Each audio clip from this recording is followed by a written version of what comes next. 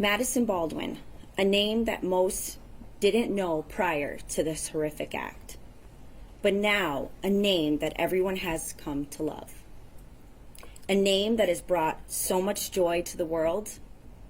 Your Honor, I know you haven't had the privilege to know her, only of what you've heard. She is an old soul, wiser beyond her years. At only 17, she has taught me more than I could ever thank her for. Having her young myself, she made me the mother I am today. She gave me the courage to be stronger. A few key things about Madison was her laughter, contagious smile, intelligence, passion, kindness, fearless drive, and determination. She is a light when you need it most. When the world gets dark, she's the stars. That small beacon of light that is so far to see, but up close burns like wildfire.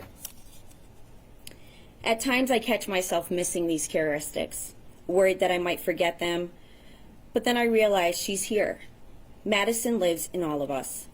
Her legacy remains, her kindness continues, now and forever. She will always be the heartbeat of our family.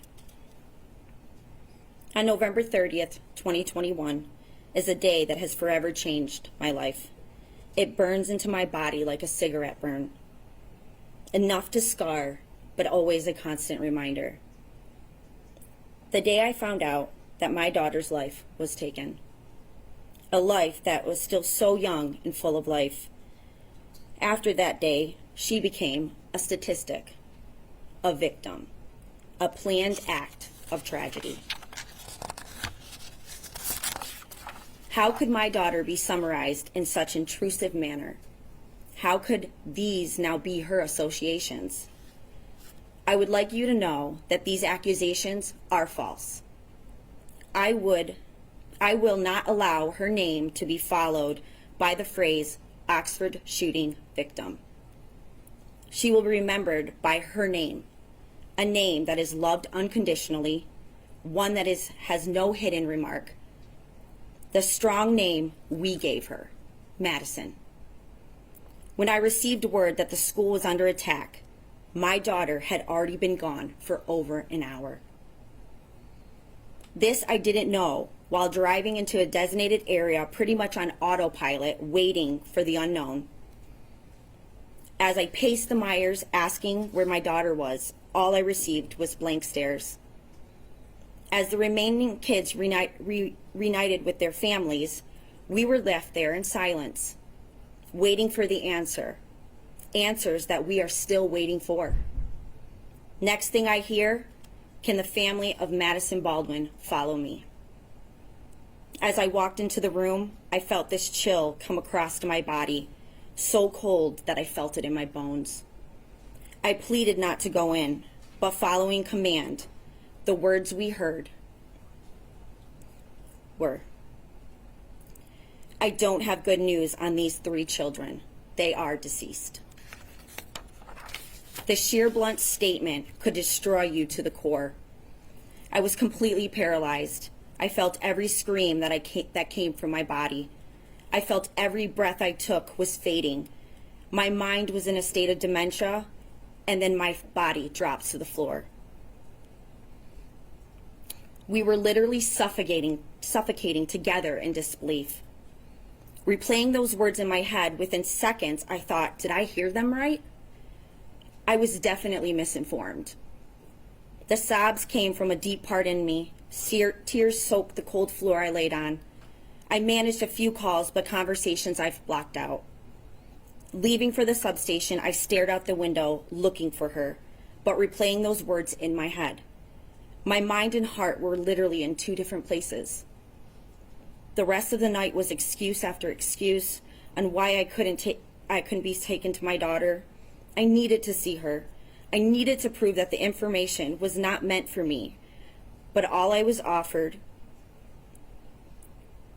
was a table the next day at the medical examiner's office to identify her. Getting back home felt like forever. I had to tell her 11-year-old sister at the time that her best friend was gone. Peyton's screams will forever haunt me. And when she asked me that simple question, why?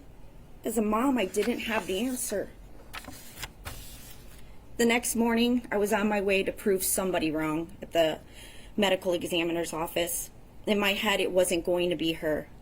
As I walked down the corridor, I entered into a room with a steel door and a small glass window. I couldn't move my feet. I couldn't get close enough to look. But when I remembered, I was there to prove somebody wrong. I looked through the glass. My scream should have shattered it. My daughter's lifeless body was laying on a cold metal gurney. I remember her hand laying out from underneath the sheet, and her fingernails were blue. Blood smeared in her hair, and they made sure I saw her from a side that was more acceptable for a grieving mother. That was not my daughter. Madison was far from lifeless. As I banged on the door demanding to touch her, I lost my ability to stand. I was dragged away from her. I was not allowed to touch my own daughter. I was not allowed to hold her hand and just let her know I was there. It's a feeling that no parent should ever feel. But that's my baby.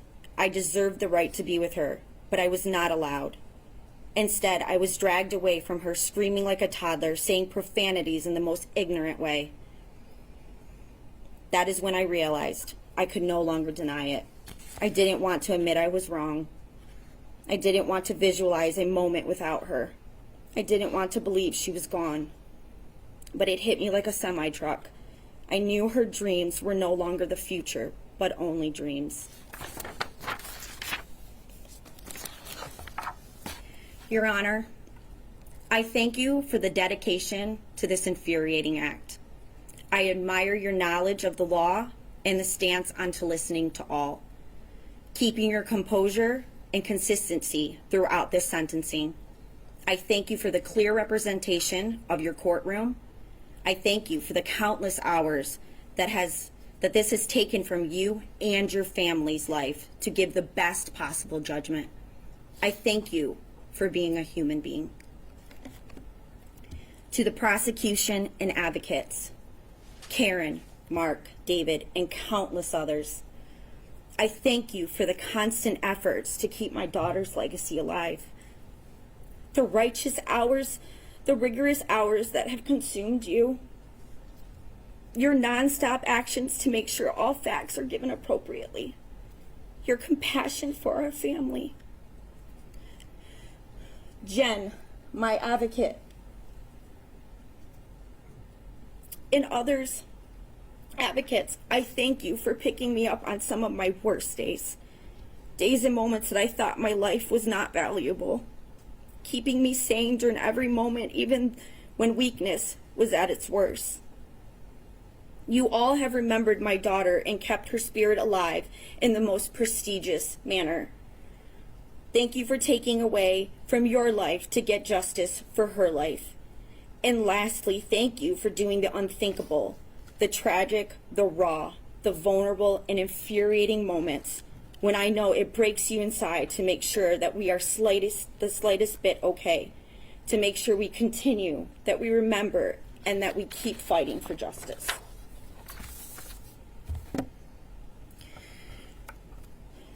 To the waste that took my daughter's life, that name will never come out of my mouth. That life will cease to exist to me, and just like trash, it will be forgotten. So while the attention that he has been seeking for this horrendous crime, you will get no reaction from me. But again, this is the life he chose. If he really wanted to make a different outcome, he wouldn't continue to make the excuses he does now. The suffering will come when he least expects it. The regret will consume you as you sit alone with the only voices in your head. Guilt would eat away at your soul. This might not happen tomorrow, next year, or 10 years, but it will happen. As you get older, you will realize the path you've chosen, and it will haunt you.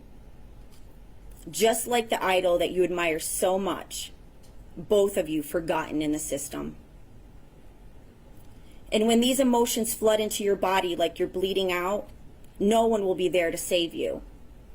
No one will forgive you. Your hand will no longer be held as you claim insanity.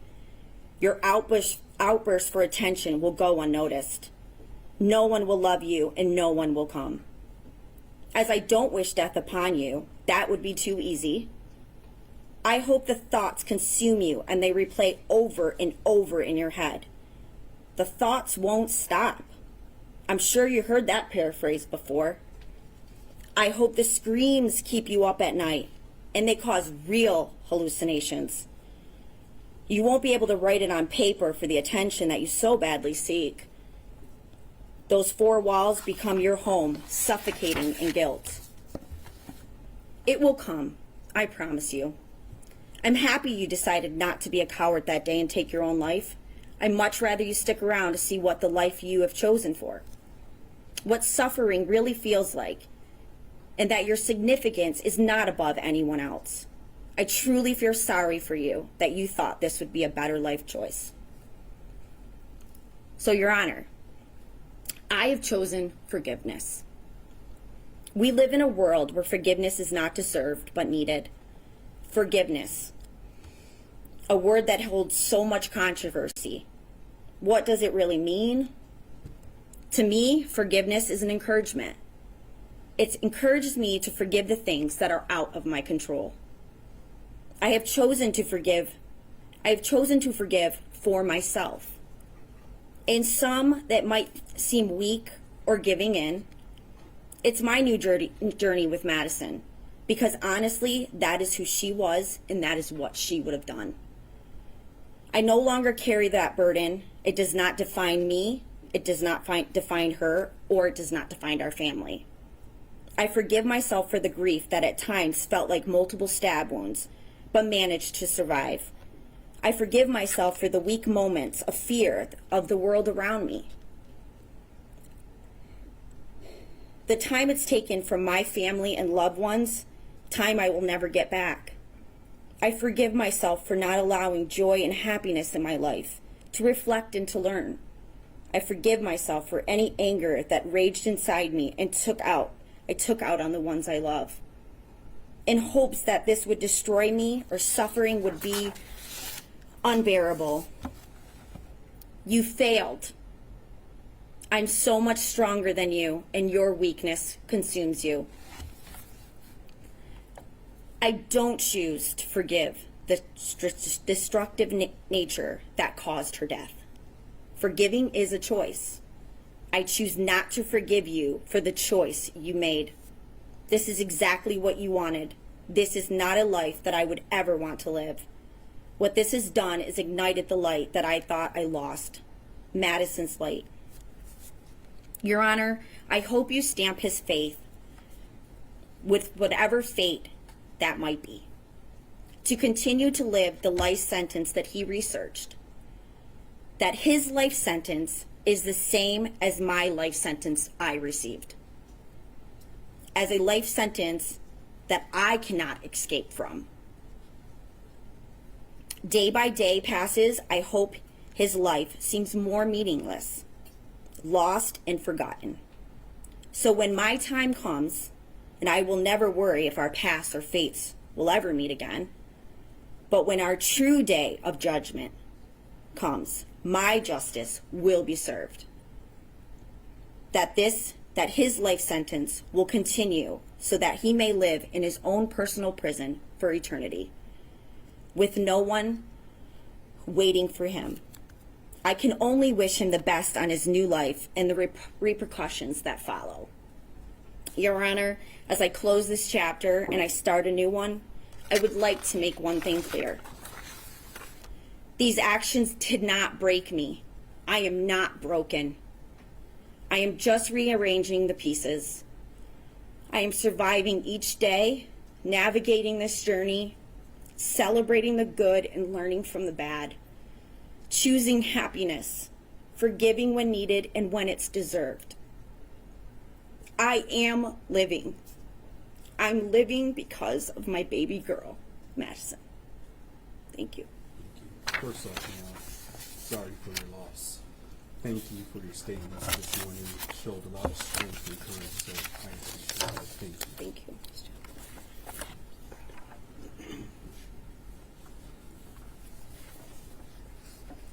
Thank you. People, you may call the next individual that wishes to make a victim impact statement. Thank you, Judge. Take that.